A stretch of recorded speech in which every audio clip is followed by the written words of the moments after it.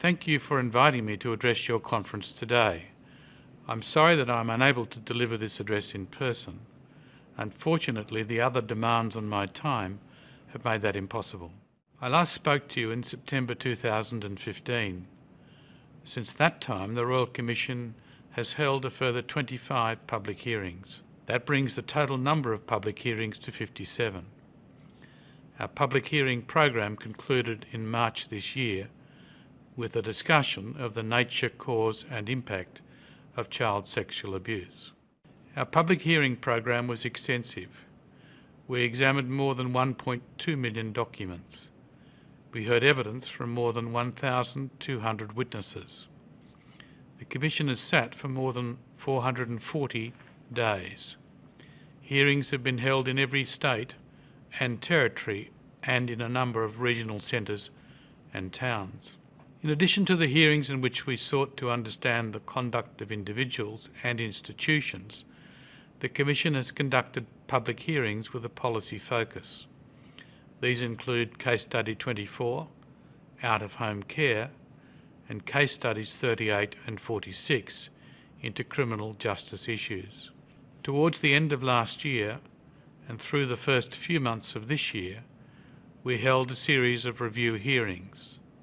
A number of institutions, including some faith-based institutions who had previously been examined in a public hearing, were invited back to discuss their responses to our findings.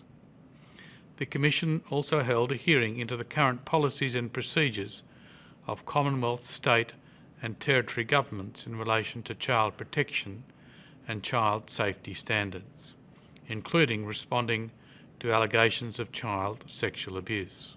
Public hearings have a significant role in driving institutional and regulatory change. Many institutions who have not themselves been the subject of a public hearing have already responded to the problems revealed in similar institutions and have implemented changes or reviews to improve the safety of children in their care. As of this week, 33 case study reports have been published. The remaining case study reports will be published in the coming months. The Commissioners have continued to hold private sessions with survivors. For those of you who may not be aware, a private session provides an opportunity for a survivor or a survivor's family member to tell their story of abuse to a Commissioner in a protected and supportive environment. It is the primary way for the Commissioners to bear witness to the abuse and trauma inflicted on children who suffered in an institutional context. The Commissioners have now held more than 6,700 private sessions. Some of you may be aware of our extensive research and policy development program. This program has had the assistance of national and international experts across many disciplines. The program has 4 broad areas of focus: prevention, identification, response and justice for victims. The Commission has now published 44 research reports, but for the resources given to the Royal Commission, much of this research would never have been undertaken. These reports are an important part of the Royal Commission's legacy.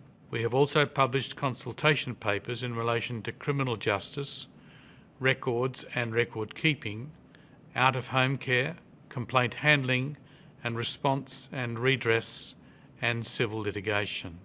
I have now referred 2,025 matters to the authorities, almost always to the police, with a view to the possible prosecution of an offender. At this stage, we have been advised that there have been 127 prosecutions commenced as a result of these referrals. However, the volume of referrals is so great, it will take quite some time before all the matters are processed and prosecutions commenced. When I spoke to you last time, the Royal Commission's final report on working with children checks had recently been published. That report contains 36 recommendations. It is available on the Commission's website. The report in relation to redress and civil litigation was released in September 2015 That report contains 99 recommendations. In the Redress report, the Commission has said that in order for any redress process to deliver justice, it is essential that there be equal access and equal treatment for survivors, regardless of the location, operator, type of institution, or continued existence or assets of the institution in which they were abused. For this reason, the Commission has recommended that the Australian Government should establish a single national redress scheme. We said appropriate redress should include 3 elements. Firstly, a direct personal response by the institution, including an apology, an opportunity for the survivor to meet with a senior representative of the institution, and an assurance as to the steps the institution has taken or will take to protect against further abuse. Secondly, access to therapeutic counselling and psychological care as needed throughout a survivor's life. This is a fundamental and most important component of any effective response to those who have been abused. Thirdly, modest monetary payments as a tangible means of recognising the wrong survivors have suffered. We recommended a set of principles by which redress should be funded. Those principles were: the institution in which the abuse is alleged or accepted to have occurred should fund the cost of redress. Secondly, where an applicant alleges or is accepted to have experienced abuse in more than one institution, the redress scheme should apportion the cost of funding redress between the relevant institutions. Thirdly, where the institution in which the abuse is accepted to have occurred no longer exists, and the institution was part of a larger group of institutions, or where there is a successor to the institution, the group of institutions or the successor should fund the cost of redress. We also recommended that the Australian Government and the state and territory governments should be the funder of last resort, with governments meeting any shortfall of funding for the scheme. We do not anticipate that there will be a large number of claims which will require the resources of a funder of last resort. The Commission has made the following observation about the responsibility of governments. I quote from the report. It says, although the primary responsibility for the sexual abuse of an individual lies with the abuser and the institution they were part of, we cannot avoid the conclusion that the problems faced by many people who have been abused are the responsibility of our entire society. The broad social failure to protect children across a number of generations makes clear the pressing need to provide avenues through which survivors can obtain appropriate redress for past abuse. On the 4th of November 2016, the Minister for Social Services, Christian Porter, announced the establishment of the Commonwealth Redress Scheme. In that announcement, Minister Porter said that any state, any territory, any church, any charity who has responsibility in this area will be able to opt into the scheme. Institutions would opt in on the basis that they fund the cost of their own eligible redress claims. The Commissioners understand that many churches and religious groups have indicated that they are positively disposed to the Commonwealth scheme. This is very pleasing to hear. The need for an effective response for survivors who have been abused in an institutional context is undoubted. The need to provide for their ongoing psychological and psychiatric care is urgent. The risk that a survivor's compromised health may have tragic consequences is real. It is unacceptable that we should not do what we can to minimise that risk. The recommendations made by the Commissioners in relation to civil litigation focused on 4 topics: limitation periods, the duty of institutions, identifying a proper defendant, and the principles for managing litigation. A number of our recommendations in relation to civil litigation have already been taken up by state and territory governments. New South Wales, Victoria, Queensland and the ACT have legislation that gives effect to the Commission's recommendations in relation to limitation periods. In fact, in New South Wales and Victoria, the amendments made to the Statute of Limitations go beyond the recommendations of the Royal Commission. We understand that Tasmania is in the process of drafting a bill that will give effect to the Commission's recommendations, and that the Northern Territory has approved preparation of a bill to the same effect. Western Australia told us that they are committed to introducing laws to give effect to the Commission's recommendations in relation to limitation periods. Queensland have now introduced model litigant guidelines specifically for child sexual abuse claims that apply in litigation to which the state is a party. They join New South Wales and Victoria in having such guidelines. In relation to the Commission's recommendations with respect to the duty of care of institutions, Victoria has introduced the Wrongs Amendment Bill to their Parliament.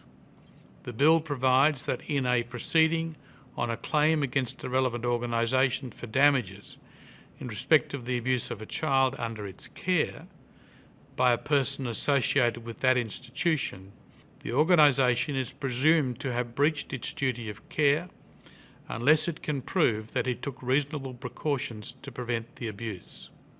It will be for the institution to demonstrate that they took reasonable steps to prevent the abuse of the child. As I mentioned earlier, we have now heard from more than 6,700 survivors in private session. To date, we have been able to analyse the information given to us by 6,302 of those survivors. 32% of survivors who have attended a private session reported abuse in a government institution. 10% of survivors reported abuse in a secular institution. 59% reported abuse in a religious institution. 37% of survivors who have attended a private session reported abuse in a Catholic Church institution. 9% reported abuse in an Anglican institution, 4% in a Salvation Army institution, 3% in other Protestant institutions, 2% in a Presbyterian and Reformed Churches institution, 1.3% in a Uniting Church institution, 1% in a Jehovah's Witness institution, 0.6% in a Baptist church, 0.5% in a Pentecostal churches institution, 0.4% in Churches of Christ institution, 0.4% in Seventh-day Adventist institution, and 0.3% in a Lutheran church institution. 70% of attendees who reported child sexual abuse in a religious institution were male. 30% were female. The average age that attendees report they were abused in a religious institution for the first time is 10.3 years. More than half, that is 51% of the survivors who have attended a private session who reported abuse in a religious institution report being abused by a person in religious ministry. 22% reported abuse by a teacher in a religious institution. The Royal Commission's Criminal Justice Project is of a significant scale. The issues which we must consider cover a broad reach. One issue discussed in a number of case studies is the circumstance where abuse, although known to a responsible person in an institution, was not reported to the authorities. The criminal law does not generally impose a positive duty requiring a person to report. However, although unusual, it is not unprecedented. We know that it is often very difficult for victims to disclose or report what is happening to them at the time. We also know that children are particularly vulnerable. They are likely to have less opportunities to report to police and are less able to take effective steps to protect themselves. We also know the perpetrators of child sexual abuse may have multiple victims and may offend against particular victims over lengthy periods of time.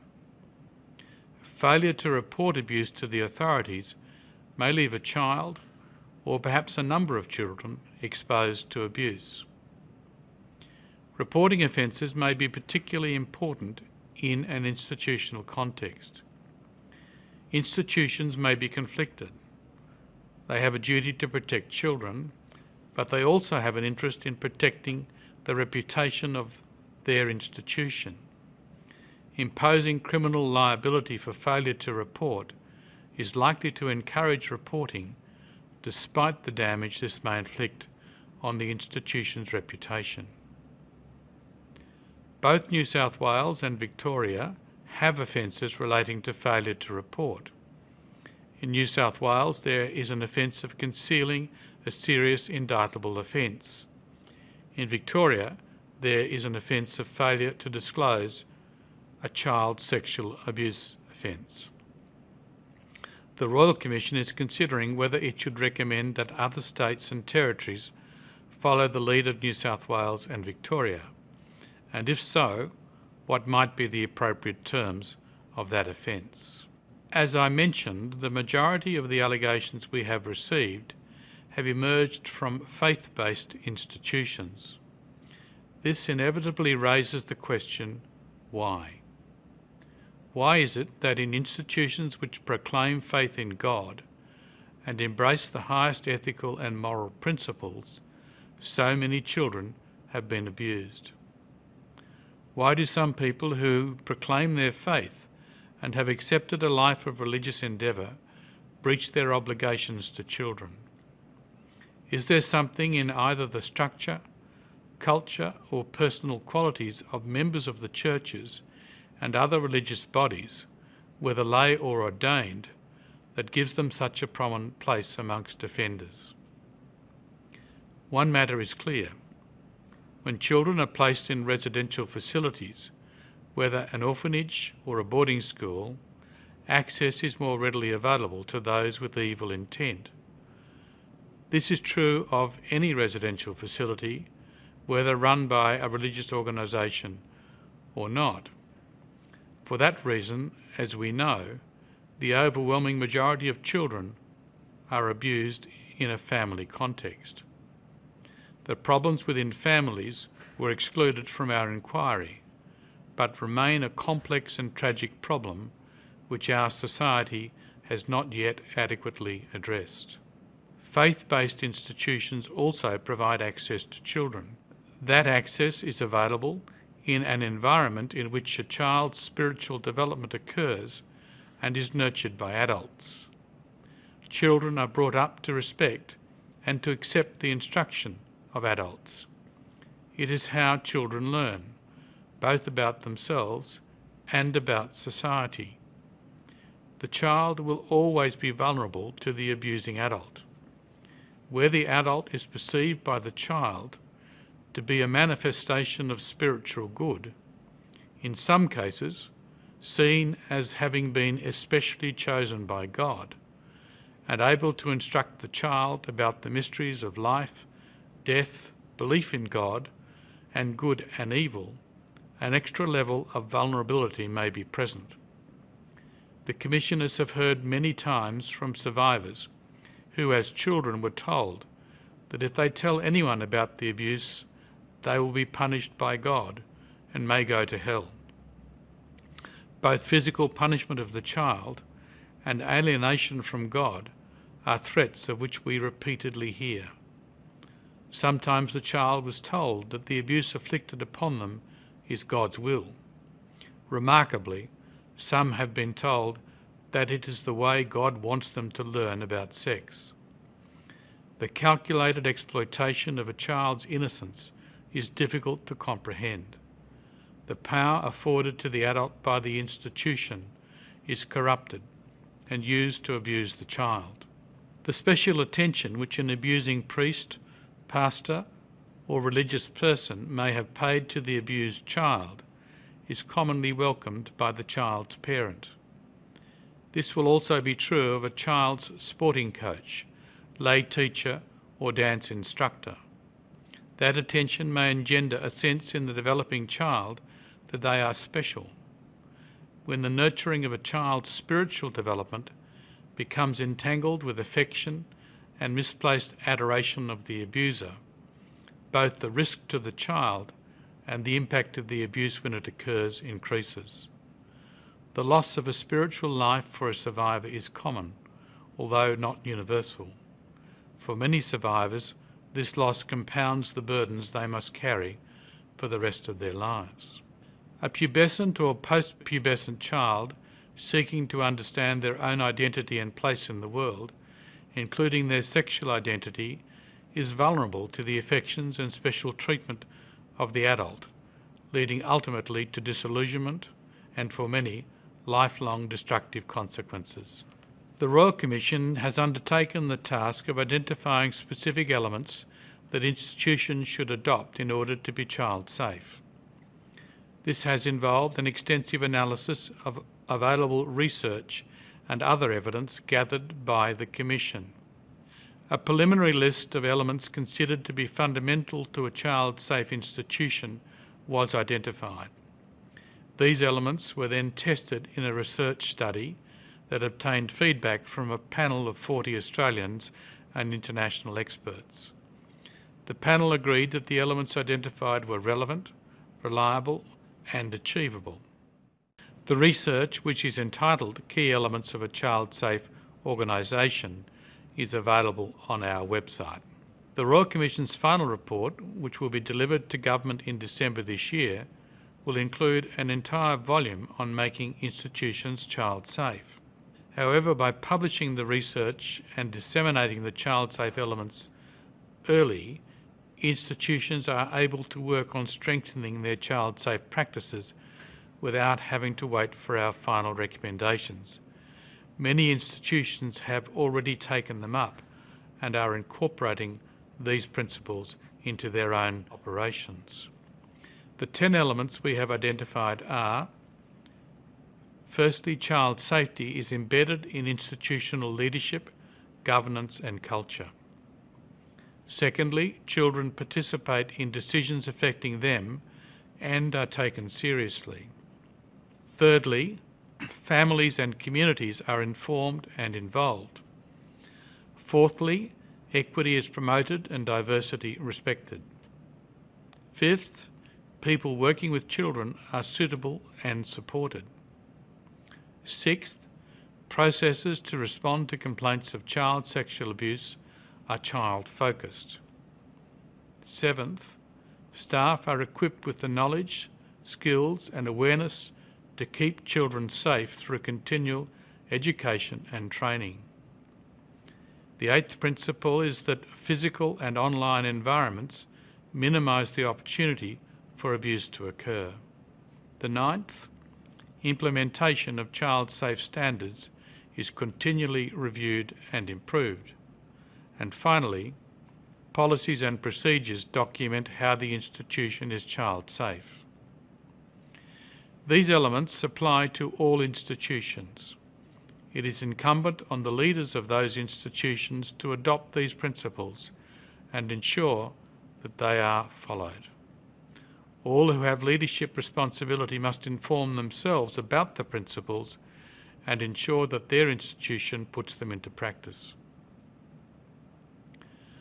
I am often asked by people whether I believe that much will change as a result of the Royal Commission.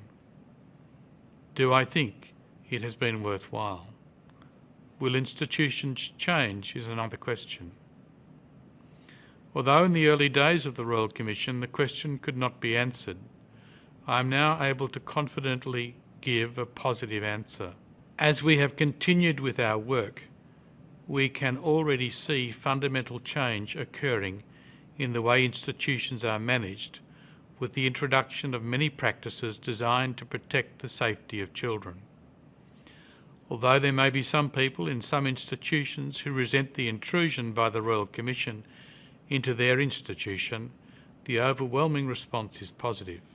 What we can be certain of is that any institution which does not acknowledge past wrongs and the need for change will lose the confidence of Australians. The community will simply not accept the legitimacy of any institution which does not give priority to the safety and well-being of the children for which it has responsibility. I have previously said that the Royal Commission's work has changed the conversation about child sexual abuse in this country. As the Commission moves towards the completion of its work in December this year, the task which is posed to all of you is to continue to ensure that the institution to which you belong takes part in that conversation. Institutions must make the changes necessary to ensure, as far as may be possible, that children are not abused in the future.